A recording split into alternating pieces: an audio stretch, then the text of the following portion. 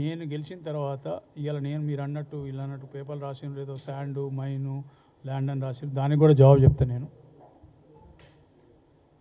నేను 10 సంవత్సరాలు అపోజిషన్ ఉన్నప్పుడు 5 సంవత్సరాలు 2009లో రెండోసారి కాంగ్రెస్ ప్రభుత్వం వచ్చినప్పుడు 2009 ఎలక్షన్లో ఒక ఆసిఫాబాద్ కాన్స్టిట్యున్సీ తప్ప మిగతా 9 కాన్స్టిట్యున్సీలో కాంగ్రెస్ అభ్యర్థులు ఓడిపోయారు. నేను ఎమ్మెల్సీ ఉన్నప్పుడు 2009లో అతను సక్కు కాంగ్రెస్ నుంచి కలిసి నాతో పాటే ఉండే. అప్పుడు జిల్లా మొత్తం నా కంట్రోల్లో ఉండే. ఉమ్మడి జిల్లా మొత్తం 14 సంవత్సరాలు నేను నడిపించిన. శాండో ల్యాండో తీసుకోదలుచుకుంటే అప్పుడే తీసుకొని నేను బ్యాంకులకు అప్పులేని తీసుకుంది. బ్యాంకులకు అప్పులు పెట్టాల్సింది వస్తుండే. తర్వాత ఎన్పిఏ కావాల్సిన పరిస్థితికి వస్తుండే. చూసుకోమని చెప్పండి. మొత్తం నా ట్రాక్ రికార్డ్ నేనేమో రెడీమేడ్ స్పూన్ తోటి రాలేదు, నేను గోల్డ్ స్పూన్ తోటి రాలేదు. నా మా అయ్యలు మా తాతలు సంపాదించిన మేము బీదవాళ్ళం అని చెప్పాను నేను. కానీ మాకు ఉన్నది 150 ఎకరాల భూమి ఉంటే మా నాన్న మా చిన్న పంచుకుంటే 75 ఎకరాలు వచ్చింది. ఆ భూములతోటి తిరగలే. నా సొంత కష్టంతో పనిచేసిన దానికి కూడా ఆధారాలు చూసి ఎక్కడెక్కడ ఏమేమి చేసిన ఏ పనులు చేసినా కూడా చెప్తాను. ఇది చేస్తే నేను ఒకవేళ అధికారం ఉన్నప్పుడు నేను లోన్ తీసుకోవాలి. ఎన్పిఐ ఎట్లయితే నా కంపెనీ 2013లో ఎన్పిఐ అయింది నా కంపెనీ.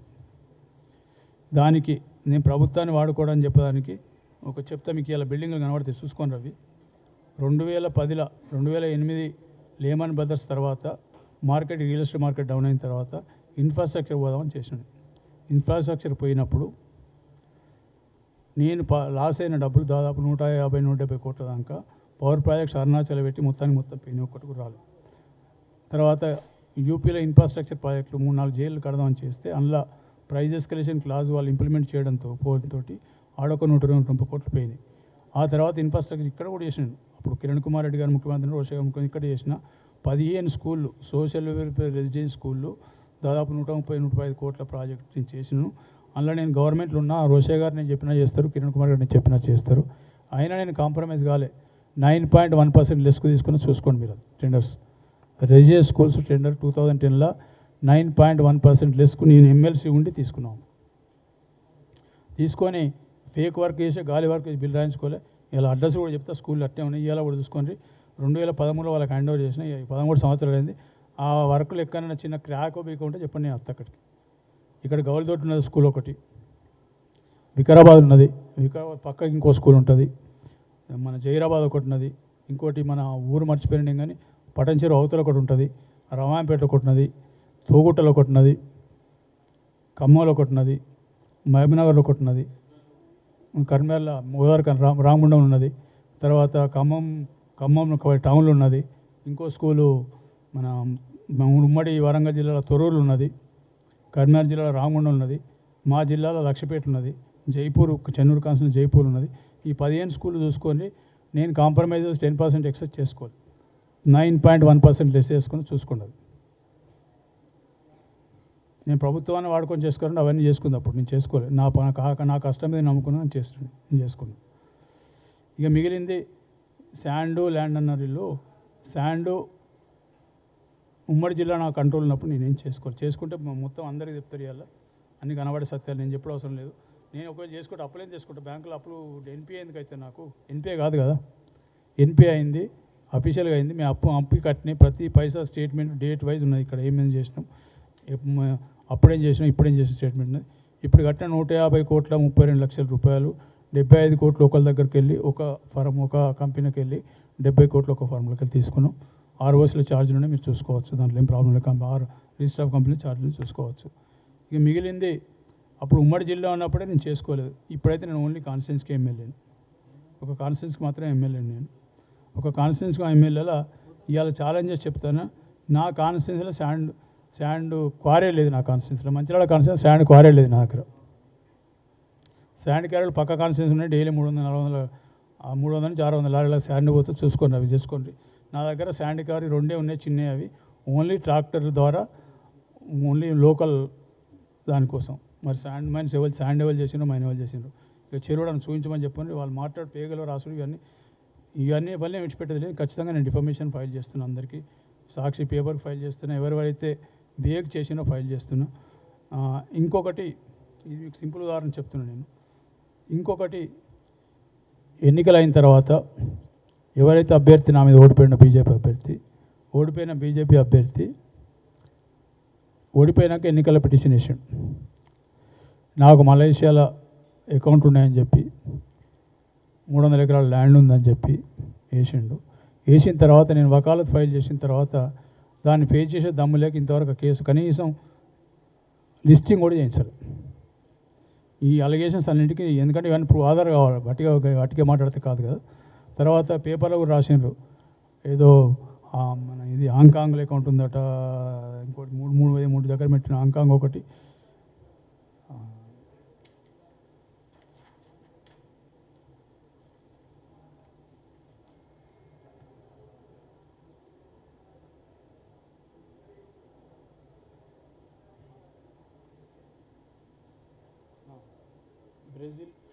బ్రెజిల్, సింగపూర్, హాంకాంగ్లో అకౌంట్ ఉన్నాయట నాకు.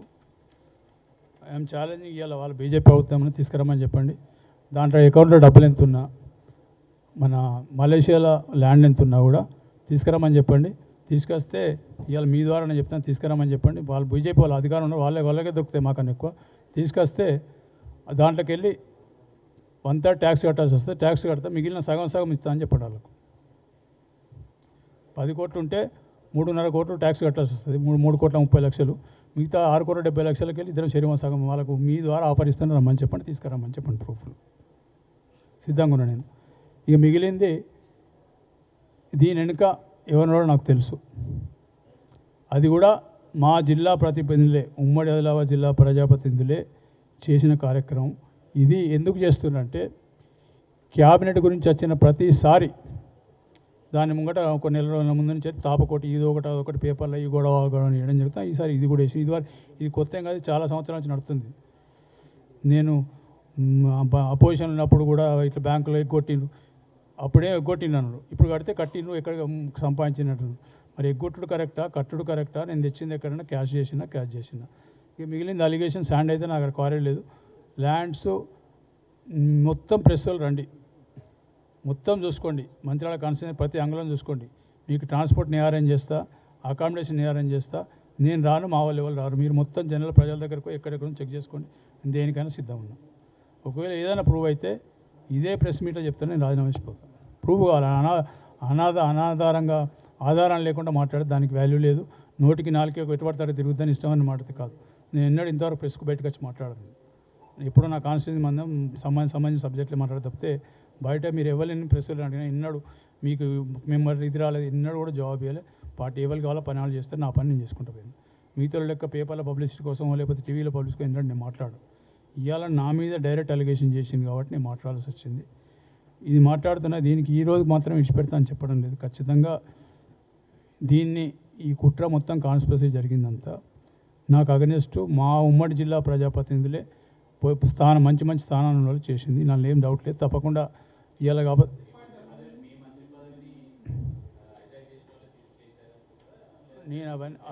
నేను అవన్నీ మాట్లాడదలుచుకోలేదు. నేను స్పష్టంగా చెప్తున్నా, మా జిల్లాలో ఉన్న ప్రజాప్రతినిధులు నా మీద నేను గట్టిగా అయితే నాకేమైనా అవకాశం వస్తే నేనైతే ఇక ఏ పార్టీ గురించి నేను మాట్లాడదలుచుకోలేదు. నేను ఫిర్యాదు చేసేందుకు నేను అంటే బేస్లెస్గా ఫిర్యాదు చేయాలి. ఇది అభియోగం జరిగింది, నాకు తెలుసు ఎట్లా జరిగింది, ఎక్కడ జరిగింది. ఒకటే గుర్తుపెట్టుకోండి. ఇలా మీరు అందరు ప్రెస్ మిత్రులు సాక్షి పేపర్లో ఏ పేపర్ అంటే మేజర్ సర్క్యులేట్ పేపర్ 3 పేపర్లు అదొకటి రాష్ట్రంలో. ఏ పేపర్లో అయినా ఫ్రంట్ పేజీలో ఫస్ట్ ఐటమ్ ఒక ఎమ్మెల్యే గురించి వస్తే అంత ప్రియారిటీ తీసుకొని చేస్తారా? ఇదివరకు ఏ పేపర్లు వేసిన మొత్తం ఈ రాష్ట్రంలో 10 ఏళ్ళ నుంచి పేపర్లు ఎక్కడ వేసారు? వేయరని చెప్తలేను, అన్నీ తీసిపెట్టి మొత్తం అది వేయాల్సిన అవసరం లేదు కదా. దాని అర్థం మీరు తెలుసుకోవచ్చు. ఇంతకంటే నేను చెప్పడం మీరు మొత్తం గడిచిన దాదాపు సీనియర్ జర్నలిస్ట్ 20-30 సంవత్సరాలు పేపర్లలో ఉన్నారు, టీవీలలో.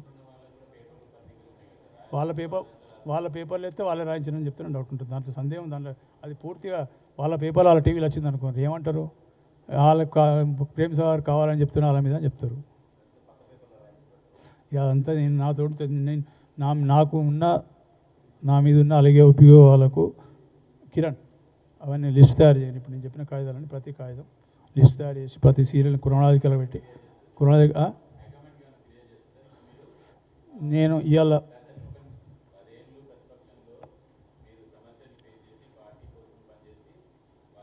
అవన్నీ మాట్లాడే అవకాశం నాకు అవన్నీ మాట్లాడే అవకాశం ఇప్పుడు ఈ సబ్జెక్ట్ బ్యాంకుల గురించి మాట్లాడే చెప్పిన అవన్నీ మాట్లాడు ఒక 5 నిమిషాలు 7 నిమిషాలు మొత్తం సమస్య చెప్తా. నాకు ఇచ్చారు కదా మొత్తం అందరికి ఇది చెప్తలే. ఇప్పుడు నేను శాండ్ మైన్ చేస్తే ఆనెస్ట్ చేస్తే ఒక 15 నెలల కింద సర్వే చేయించిన నా కాన్స్టిట్యున్సీ ఇది. పార్టీ వైజ్ వచ్చి 41.4 వచ్చింది నా కాన్స్టిట్యున్సీలో కాంగ్రెస్ పార్టీకి. టీఆర్ఎస్ పార్టీకి 17.5, బీజేపీకి 10%. క్యాండిడేట్కి వచ్చే వరకు ఇది మొన్న నేను ఒక నెల కింద చేయించాను సార్.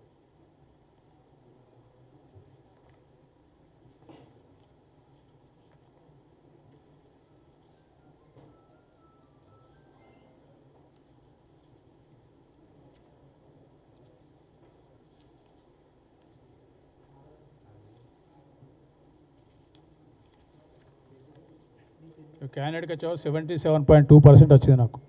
ఇది చూడండి పత్రికా మిత్రులందరూ, క్యాండిడేట్కి వచ్చే వరకు నేను అన్ని చేస్తే ఎందుకు వస్తుందో చెప్పండి నాకు.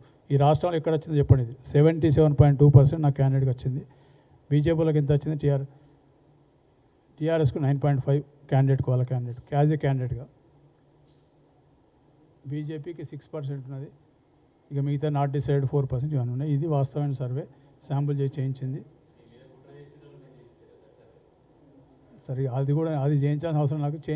వాళ్ళు చేయించుకుంటే వాళ్ళ సర్వేలో కూడా నా పేరు వచ్చింది, నాకు తెలుసు. అది దాని గురించి ఎక్కువ చెప్పండి. నేను లోతు వాళ్ళు చేసుకున్నారు, వాళ్ళకు కూడా తెలుసు ఈ సర్వేలు. ఇది నేను చేయించుకున్నది, వాళ్ళు చేయించారు. నా మొత్తం పార్లమెంటుతో సహా 7 అసెంబ్లీ చేయించారు. ఎంత సర్వే వచ్చిందో వాళ్ళ దగ్గర ఉన్నాయి రికార్డ్స్. ఆ రికార్డ్స్ నేను రివీల్ చేయడం కరెక్ట్ కాదనుకుంటా. ఇది తర్వాత పార్టీ వైజ్ కూడా 289 బూతులు ఉన్నాయి నా దగ్గర.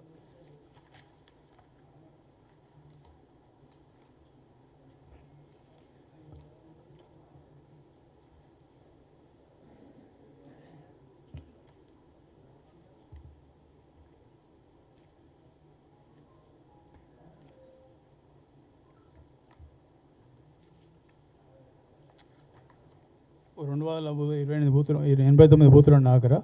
ప్రతి బూత్ వైజ్ ఉన్నది. మొత్తం కాంగ్రెస్ ఉన్నది ఫస్ట్ పేజీ.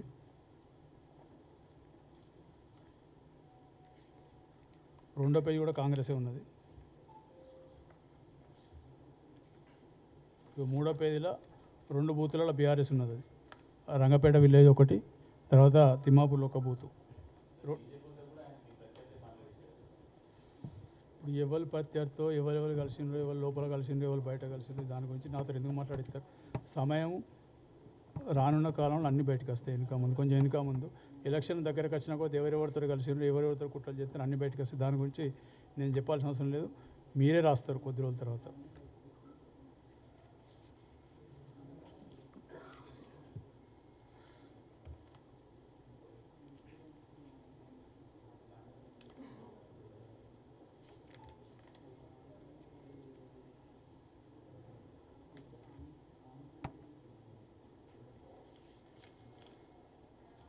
ఇక 147 బూత్ 150 బూత్ బీజేపీకి లీడ్ వచ్చింది. ఇక్కడ మారాడీస్ ఎక్కువ ఉంటారు. ఇక్కడ 2 బూతులలో. మిగతా 285 బూతులు కాంగ్రెస్ పార్టీకి మెజార్టీ వచ్చింది. 285 బూతులు అంటే 289 బూతులలో 4 బూతుల్లో మాత్రమే 2 బీఆర్ఎస్కి వచ్చినాయి, 2 టీఆర్ఎస్ బీజేపీకి వచ్చినాయి.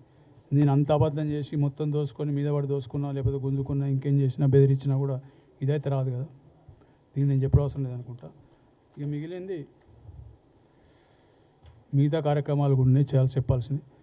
ఇప్పుడు ఎవరు కుట్రలు చేస్తాను, ఎవరు కాన్స్పిరసీ చేస్తాను, నేను స్పష్టంగా చెప్తున్నా. ఇది మా ఉమ్మడి జిల్లా ప్రజాప్రతినిధులు చేసిన కుట్ర.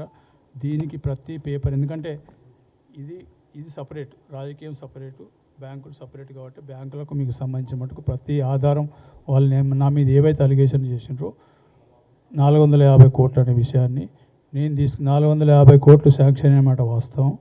నేను వాడుకున్నది 109 కోట్ల 11 లక్షలు మాత్రమే. దానికి అగనిస్ట్గా నేను కట్టింది 44 కోట్ల 81 లక్ష ఒకటి. తర్వాత బ్యాంకులు మొత్తం సెటిల్మెంట్ అయిపోయి ఎన్పిఐ మన ఎన్సిఎల్టీ తర్వాత కట్టింది 150 కోట్ల 32 లక్షలు. మొత్తం కట్టింది 195 కోట్లు. వాళ్ళు క్లెయిమ్ చేసిన 109 కోట్లకు నేను కట్టింది 195 లక్షల రూపాయలు. ఒకసారి 195 కోట్ల రూపాయలు. ఇది పూర్తి ఆధారం. నేను ఏమైతే చెప్పినా ప్రతిదీ పబ్లిక్ డొమైన్లో, కంపెనీ అఫేర్స్లో ఇక్కడ అంతా ఉంటాయి. నేను ఎక్కడ క్యాష్ కట్టలేదు, తీసుకున్న కానీ నేను కట్టిన, నా ఇల్లు కట్టిన, ఢిల్లీ ఇల్లు అమ్మిన, అన్ని చేసి కట్టిన. ఇప్పటిదాకా మొదలు కట్టిన 44 కోట్ల రూపాయలు మాత్రం. తర్వాత కట్టినాయి 150 కోట్ల 32 లక్షలకు, 145 కోట్లు 75 కోట్లు ఒక దగ్గరికి, అంటే ఒక ఆర్గనైజేషన్ తీసుకున్నా, ఇంకా 70 కోట్లు ఒక ఆర్గనైజేషన్ తీసుకున్నా. నేను కట్టింది 5,32,00,000 మాత్రం నేను కట్టి, ఇది కట్టింది లెక్క. దీనికి అగనెస్ట్గా ఎక్కడికి రమ్మంటే మొత్తం పేపర్లు ఆర్ఓసి గీర్ఓసి కంపెనీ మొత్తం ఆ ప్రభుత్వం కేంద్ర ప్రభుత్వం వాళ్ళ దగ్గర ఉన్నది. సింగపూరు, అది లేకపోతే ఏమంటారు మన హాలాండు, బెల్జియం అట, ఇంకేదో చెప్పిన అవన్నీ నాకు పేర్లు కూడా తెలియదు పూర్తిగా. అవన్నీ చెప్పినా అవన్నీ పట్టుకురమ్మని చెప్పుకుని నేను మీ ద్వారా చెప్తాను స్పష్టంగా. వాళ్ళకు కూడా ట్యాక్స్ కడదాం, ట్యాక్స్ మిగిలింది వాళ్ళకి సగం నాకు సగం తీసుకురమ్మని చెప్పి హ్యాపీగా తీసుకుంటా. ఇక మిగిలింది అఫిడవిట్ గురించి మాట్లాడారు. అఫిడవిట్ గురించి వాళ్ళు చదువుకున్న వాళ్ళు ఇద్దరు వ్యాపారం చేస్తున్నారు, ఇద్దరు మన గురించి మాట్లాడిన ఇద్దరు, సరే బీజేపీ ప్రతినిధి ఇద్దరు మాట్లాడినారు, ఉమ్మడి జిల్లా వాళ్ళే ఇద్దరు మాట్లాడింది. ఒకళ్ళు ఆమె ఓడిపోయిన వాళ్ళు, ఇంకోళ్ళు బీజేపీ ఫ్లోర్ లీడర్ మాట్లాడింది. వాళ్ళు కూడా వ్యాపారం చేస్తాను. వాళ్లకు అఫిడవిట్లో ఏం ఫైల్ చేస్తారు, అఫిడవిట్లో ఫైల్ చేసేది ఏంటిది, అఫిడవిట్లో ఫైల్ చేసేది ఏంటిది అనేది కూడా అంత అజ్ఞానంగా ఉంటే నేను చెప్పేది లేదు. అఫిడవిట్లో ఎప్పుడైనా ఫైల్ చేసేటప్పుడు స్పష్టంగా నా అసెట్లు, వారి అసెట్లు చట్టం ప్రకారం, ఇన్కమ్ ట్యాక్స్ ప్రకారం, ఏ చట్టం ప్రకారమైనా మన ఇండియన్ సిస్టంలో భార్యాభర్త అనేది ఒక యూనిట్ కింద తీసుకుంటారు. కాబట్టి నా అసెట్లు, నా భార్య అసెట్లు అప్పులు ఫైల్ చేయాలి, దాంట్లో కేసులు ఫైల్ చేయాలి. మేము కంపెనీ అనేది సపరేట్ ఎంటిటీ, సపరేట్ ఐడెంటిటీ. ఇది company it self is an identity. కంపెనీకి ఉన్న లోన్లు కానీ, కంపెనీకి ఉన్న దాంట్లో స్టేక్ హోల్డర్ ఉన్నంత మాత్రాన కంపెనీకి ఉన్న అప్పులు కానీ, కంపెనీకి ఉన్న ఆదాయం కానీ నేను ఫైల్ చేయాల్సిన అవసరం నాకు లేదు. ఇది చట్టం వాళ్ళకి తెలిసి ఉండదు, తెలియకపోతే మరి చెప్పంటే నేను కూడా ఎక్స్ప్లెయిన్ చేస్తాను. ఇది నాకు సంబంధించిన లోన్లు ఫైల్ చేసిన, నాకు సంబంధించిన అప్పులు ఫైల్ చేసిన, ఆదాయం ఫైల్ చేసిన, నాకున్న అసెట్స్ ఫైల్ చేసిన, నాది నా భార్యది. కొడుకు కూడా ఫైల్ చేయాల్సిన అవసరం, ఎందుకంటే కొడుకు మేజర్ అయిన తర్వాత ఫైల్ కావాలంటే కొడుకు కూడా రెడీ ఇస్తాను, కొడుకు కూడా రెడీ ఉన్నా ఇస్తాను, నాకేం ఇబ్బంది లేదు. కాకపోతే మేజర్స్ అనేది నేను ఫైల్ చేయాల్సిన అవసరం నాకు లేదు. ఇక మిగిలింది 40 కేసులు ఉన్నాయి. 40 కేసులు వాస్తవే, వాళ్ళు నేను డిస్ప్యూట్ ఏం చేస్తలేను. 26 కేసులు వాళ్ళు పెట్టిన కేసులే, టీఆర్ఎస్ గవర్నమెంట్ వాళ్ళు పెట్టిన కేసులే. దాంట్లో ఎట్లా పెట్టిండ్రో ఆదివాసులకు లంబడోళ్ళ పంచాలు నా పాత్ర ఏందో, ఎందుకు పెట్టిండ్రు, ఓవర్ నైట్ రాత్రి కేసులు ఎందుకు పెట్టిండ్రు, అప్పుడు ఏ ఇబ్బందులు పెట్టిండ్రు 2017 డిసెంబర్లో అందరికీ తెలిసి, నేను చెప్పడం అవసరం లేదు దానికి. వాళ్ళు పెట్టిన కేసులు. మిగతా ఎలక్షన్ కేసులు ఉన్నాయి, అపోజిషన్ ఉన్నప్పుడు ధర్నా కేసులు, ఈ కేసులు, ఆ కేసులు అన్నీ ఉంటాయి, ఆ కేసులు అన్నీ ఉన్నాయి. దాదాపు అయిపోయినాయి. ఇక మిగిలిన కేసులు అవే మిగిలినాయి. ఇప్పుడు అవి పెట్టిన 26 కేసులు, ఇంకోటో 2 ఉన్నట్టున్నాయి, ఈ కేసులు మిగిలినాయి. అఫిడవిట్ ఎట్లా ఫైల్ చేయాలో మాట్లాడరాదు, అఫిడవిట్లు ఏం ఫైల్ చేస్తారో తెలియదు, ఛార్జ్ సాటిస్ఫాక్షన్ అంటే తెలియదు, లోన్ శాంక్షన్ గురించి తెలియదు, లోన్ శాంక్షన్ తీసుకున్న తర్వాత శాంక్షన్ తీసుకున్నంత డబ్బు కట్టాలన్నా లేకపోతే వాడుకున్న డబ్బు కట్టాలన్నా అని ఇది పూర్తి రోడ్డు మీద అడిగినా, నేను 10 కోట్లు శాంక్షన్ అయింది, నేను 10 లక్షలు శాంక్షన్ అయింది, నేను 5 లక్షలే వాడుకుంటే 5 లక్షలు కడతారా, లేకపోతే 10 లక్షలు కడతారా, సెక్యూరిటీ ఇచ్చేటప్పుడు 5 లక్షలకి ఇస్తారా, 10 లక్షలకి ఇస్తారా, ఈ పదాలు కూడా తెలియకుండా నేను చేసేది లేదు. సరే ఈ పేపర్లో మాట్లాడారు, పేపర్లో కూడా ఇంకేమేమి క్లారిఫికేషన్ అవన్నీ నేను ఇచ్చిన వాళ్ళు కూడా చేసుకొని, నేను కూడా I'm not going leave anybody who are the paper as well as the people who talked about the subject, if they have the substance with evidence, because ఈ లెక్కలన్నీ పేపర్ ఆధారంగా ఉంటాయి. మొత్తం పేపర్లు కూడా పబ్లిక్ డొమైన్ ఉండే పేపర్లు, పబ్లిక్ డొమైన్ ఆధారం ఉంటాయి. కాబట్టి వీటికి అన్నీ నేను సబ్మిట్ చేసిన. ఇవి కాకుండా ఇంకా వాళ్ళకి ఏమైనా దొరికితే తీసుకురామని చెప్పండి, చేస్తా. I'm going to give the defamation legal notice. After that I'm going to file the defamation cases also. ఇది కాకుండా ఇప్పుడు నేను నా గురించి ఒక మాట చెప్పాలి. నా స్టూడెంట్ లైఫ్ అయిన తర్వాత కూడా నేను ఒక 4-5 సంవత్సరాలు I was the RSU radical students and founder member. నేను 78-79లో అప్పటి నుంచి 85 వరకు ఇక్కడ ఉన్నప్పుడు RSU తరఫున చాలా కొట్లానండి. అప్పుడైనా కేసులు దాదాపు 60-70 కేసులు తర్వాత మెల్లమెల్ల కొట్టేసిండ్రు. కాలక్రమేణా 85లో దాంట్లోకి వెళ్ళి బయటకు వచ్చి నా పని నేను వ్యాపారం చేసుకుంటూ పోతాను. ఇవాళ మీకు కొన్ని చూపిస్తాను. అంటే I sweat my blood to build my business empire, as well as after joining the politics, I sweat my blood to build the party when everybody left after enjoying the big positions, when party was in ruling. After party lost the power, they went to the different places and again back. But I was the person who built the party. To build the party, I sweat my blood. నా umpire, business umpire చేసుకున్న దీనికి ఇగో NT Ramarao గారితో ఇది 86లో ఊట్నూరులో కుమ్రమేం complex కట్టిన నేను construction as a contractor. ఉమ్రా భూములు complex కట్టిన తర్వాత 86 I was only 26 years old then. కడితే ఆయన ఎన్టీ రామారావు గారు చూసి అదే ఏంటిది ఈ అడవిలో అద్భుతంగా కట్టిందని చెప్పి మాట్లాడిన తర్వాత అప్పుడు అక్కడ ఉన్న పిఓ గారు రత్నకిషోర్ గారిని ఎవరు కాంట్రాక్టర్ అంటే అక్కడ సార్ అంటే చెప్తే నన్ను పిలిచిండు. దగ్గరికి పిలిస్తే పోయిన తర్వాత బ్రదర్ చాలా చిన్నోళ్ళు ఎక్కువ అంటే ఏజ్ 26 సంవత్సరాలు అని చెప్పిన తర్వాత అప్పుడు గెడవ రామారావు గారు మంత్రి, ఆయన పక్కకుండా రామారావు గారు ఎన్నుకోకుండా నన్ను పక్క పెట్టుకొని ఆ బిల్డింగ్ ఇనాగరేట్ చేసిన తర్వాత నేను బిచ్కి వచ్చి దక్షిణ యాక్సిడెంట్ 87లో అయితే 36 గంటల ట్రాక్ మంచిర్యాల దగ్గర నేనే కట్టించాను. నేనేది నాకు ఏది ఫ్రీగా రాలే. I స్విట్ my blood to build everything. ఆ తర్వాత 2020కి వచ్చి 2000 సంవత్సరంలో నేను రాజకీయాలకు వచ్చినప్పుడు నేను నా ప్రాంతం నుంచి వచ్చిన కాబట్టి నా ప్రాంతానికి ఏదో చేద్దామనే తపనతో వచ్చింది తప్పితే నేను డబ్బులు సంపాదించుకొని రాలేదు. అది ఎక్కడైనా ఇలా కనబడింది నాకు. ఆ పేపర్లు కాగితాలు నా సెట్లు లోన్లు అన్నీ కనబడతాయి, ఇక్కడ ఏం లేదు. మిగిలింది నేను జాయిన్ అయినప్పుడు పార్టీ అధికారం లేదు. టీడీపీ అధికారం ఉన్నప్పుడు 2000 సంవత్సరంలో పార్టీలో జాయిన్ అయ్యాను. కిందికి వెళ్ళి ఆర్గనైజేషన్ బిల్డ్ చేసుకుంటూ వచ్చి నాకు ఎన్ని రకాల మోసం జరిగింది, ఎన్ని రకాలు జరిగింది నాకు తెలుసు. 2004లో పార్లమెంట్ టికెట్ కాంగ్రెస్ అధిష్టానం సిఈసి డిక్లేర్ చేసిన తర్వాత అప్పటి వరకు టీఆర్ఎస్ వాళ్ళు ఏ స్టేజ్లో కూడా ఎంపీ టికెట్ అలయన్స్లో వాళ్ళు ఆదిలాబాద్ అడగలే.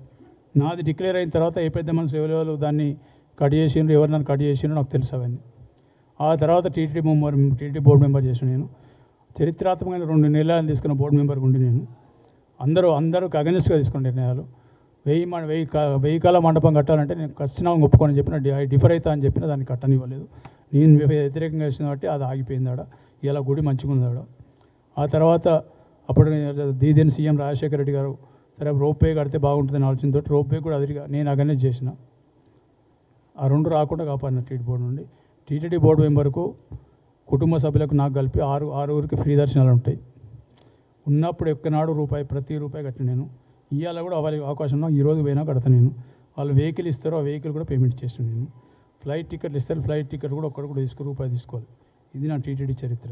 ఆ తర్వాత 2005 నవంబర్లో బ్యాంక్ చైర్మన్ ఇచ్చారు నాకు. సెంట్రల్ బ్యాంక్ చైర్మన్ ఇస్తే 65 మంది సొసైటీ సభ్యులు ఉంటే కాంగ్రెస్ పార్టీ 28 ఉన్నాయి, టీడీపీ 33 ఉన్నాయి. Somehow I could manage to get the enormous చేసి మొత్తం చేసిన తర్వాత ఆ బ్యాంకు పరిస్థితి సెక్షన్ 11కి పోయి ఆర్బీఐ బ్లాక్ లిస్ట్లో పెట్టి, ఆప్కాప్ బ్లాక్ లిస్ట్లో పెట్టి, నాబార్డ్ బ్లాక్ లిస్ట్లో పెడితే 23 బ్యాంకులలో మా బ్యాంక్ 19వ నెంబర్. నేను తీసుకున్న 15 నెలలు 15 మంత్స్ లోపల బ్యాంకును రివైవ్ చేసి మళ్ళీ 4వ నెంబర్ తీసుకొచ్చాను. 15 నెలలు మాత్రమే ఉన్నాను నేను. ఆ తర్వాత ఎమ్మెల్సీకి వచ్చాను. ఇక ఎమ్మెల్సీ తర్వాత మీకు అంత తెలిసి నేను చెప్పడం అవసరం లేదనుకుంటా. ఇక ఇట్లా నేనేం నాకు ఏది రెడీమేడ్ రాలే. నేను ఎక్కడ ఓసారి నేను ఒక్కడ అడిగితే ఎక్కడ వచ్చిండ్రు. ఇంకో సాక్షి ఇంకా కంటిన్యూస్ నేను ఓడిపోలే. నేను అడిగిన కాడ టికెట్ ఇవ్వకుండా నన్ను ఇంకో కాడ పంపించారు ఎలక్షన్ టైంకు. తర్వాత నాకు ఇచ్చిన టికెట్ 2 సార్లు ఇస్తే ఒకసారి ఓడిపోయిన, ఒకసారి గెలిచిన. నాకు మంచిర్యాలను ఓడిపోవడానికి కూడా కారణం ఇవాళ స్పష్టంగా చెప్తున్నా. ఆ దినం రాష్ట్రంలో 20 లక్షల ఓట్లు తీసేసి సింపుల్గా వీళ్ళందరూ మా పార్టీ వాళ్ళందరూ పోయి ఎలక్షన్ కమిషన్ అడిగితే తీసేసినా సారీ అని రజత్ కుమార్ అప్పటి సీఈఓ చెప్పాడు. దాంట్లో కూడా నేను బాధితున్నాను. ఎందుకు బాధితున్నా నా కాన్స్టిట్యున్సీలో నేను అసెంబ్లీ పోటీ చేసినప్పుడు డిసెంబర్ 3కు 7కు పోలింగ్ అయినట్టున్నది. పోలింగ్ అయినప్పుడు 2,25,000 ఓట్లు మాత్రమే ఉన్నాయి. నేను ఓడిపోయింది 4,800 ఓట్లతోటి. మళ్ళీ మా కొత్త ఓటర్ లిస్ట్ తయారు కాలే. డిసెంబర్లో అయిపోతే జనవరి 1కు మళ్ళీ ఓటర్ లిస్ట్ వచ్చింది. ఆ ఓటు పార్లమెంట్ కోసం. ఆ పార్లమెంట్ ఓటర్ లిస్టులో 2,56,000 ఓట్లు ఉన్నాయి. 31,000 ఓట్లు నా కాన్స్టిట్యూన్సీలో తీసేసింది కాబట్టి నేను ఓడిపోయింది 4,800 అంటే వాళ్ళ పుణ్యం అంటే ఓడిపోయాను, నేను ఓడిపోలే. మొన్న గెలిచిన దాంట్లో రాష్ట్రంలో కాంగ్రెస్ పార్టీలో 2వ నెంబర్ 3 కాంగ్రెస్ 2వ నెంబర్ ఉన్నా, రాష్ట్రంలో 3వ నెంబర్ ఉన్నట్టుంది. అది 57% ఓటుతో గెలిచిన. ఇవాళ గెలిచిన తర్వాత కూడా యాంటీ ఇన్కంబెన్స్ కాకుండా 77% వచ్చింది నాకు. అది గుండె మీద ధైర్యంగా చెప్పగలుగుతా. ఈ మిగిలిన ఇంకా వాళ్ళ లెక్క నేనేం రెడీమేడ్ రాలేదు, రెడీమేడ్ తయారు కాలేదు. నాకు గాడ్ ఫాదర్ రాజకీయాలు లేరు, గాడ్ ఫాదర్ బిజినెస్లు లేరు, అంతా నేను చేసుకున్నదే. దీనికి సంబంధించి దేనికైనా సిద్ధంగా ఉన్నా, ఏ పేపర్ ఎవిడెన్స్ వాళ్ళు తీసుకురామని చెప్పి నేను సిద్ధంగా ఉన్న చర్చ కూడా పోట్లాడతా. అనవసరంగా వేగ చేసి ఇచ్చిపెట్టే ప్రసక్తి లేదు. ఇచ్చిపెడతామా ఇక ఇప్పటిదాకా నేను ప్రెస్లో మాట్లాడే అవసరం రాలేదు, నేను మాట్లాడలేదు. ఇది పర్సనలైజేషన్ చేసింది కాబట్టి ఈరోజు మాట్లాడుతున్నా. ఖచ్చితంగా దేనికి సంబంధించిన సిద్ధంగా ఉన్నాం. నేను వాళ్ళ లెక్క వేగంగా మాట్లాడలేదు. ఎందుకంటే నేను మొన్న పొద్దున పేపర్లు వచ్చినది మంచిర్యాలలో ఉన్నాను. నేను మంచిర్యాల పేపర్ వచ్చిన తర్వాత నాకు already already pre occupied programme ఉండి చేసుకొని నిన్న పొద్దున వచ్చిన నేను పొద్దున వచ్చినాక మొత్తం పేపర్లను కలెక్ట్ చేసుకున్న దానికోసమే ఈరోజు అది పేపర్ ప్రెస్ మీట్ కూడా పీసీసీ గారి పర్మిషన్ తోటి సీఎం గారికి మెసేజ్ పెట్టి పర్మిషన్ తీసుకొని ప్రెస్ మీట్ పెడుతున్నాను. అట్లా వేగంగా నేను ప్రెస్ మీట్ పెట్టాను. ఇది వరకు నేను పెట్టాల్సిన అవసరం ఇవ్వాలి. అలాగే పర్సనలైజేషన్ ఒకటి ఇచ్చినాం. మా పిఏ గారు మొత్తం మీకు ఇప్పుడు ఏది చెప్పినో ప్రతి పేపర్ ఇవ్వడం జరుగుతుంది. ప్రతి పేపర్ కరవడానికి పెట్టి 10 ఇచ్చేసి ఇంకా తక్కువ పడితే జిరాక్స్ ఇచ్చేసి ఇంకేమైనా సందేహాలు అంటూ అడగని చెప్తా. నాకేం భయం లేదు. ప్రతి సందేహం మీకు సందేహాలు అవసరం ఏ సందేహం 100 అడిగినా నేను చెప్తా జవాబు.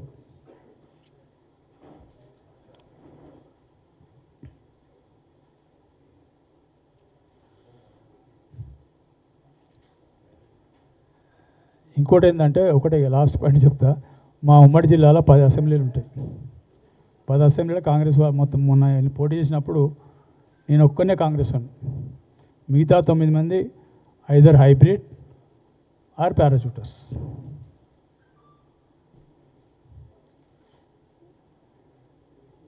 ఇంకొక విషయం ఏంటంటే మా వైఫ్ జిల్లా అధ్యక్షురాలుగా 2019 నుంచి 25 వరకు చేసింది.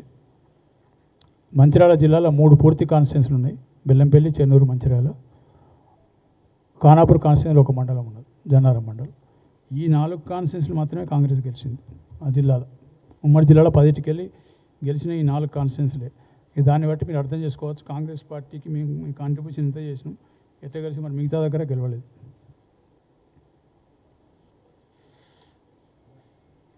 ఫైనల్గా చెప్పేది ఒకటే, నేను 2000లో రాజకీయాలకు వచ్చిన. టీడీపీ అధికారులు ఉన్నప్పుడు కాంగ్రెస్ పార్టీలో జాయిన్ అయ్యాను. 4 సంవత్సరాలు అపోజిషన్ ఉన్నాం.